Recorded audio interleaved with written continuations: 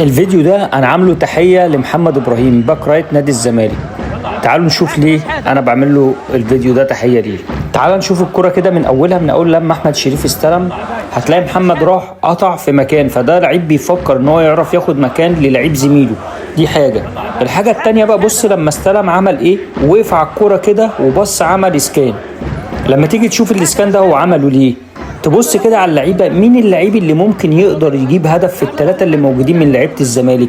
مفيش غير احمد شريف. زي ما احنا شايفين كده، عدي بره اللعبه وناصر منسي ما بين اتنين، والوحيد اللي جاي قاطع هو احمد شريف. فالراجل رفع عينه ولعب الكرة في المكان اللي احمد شريف رايح فيه، يعني هو عارف هو رايح في انهي مكان فلعبها له.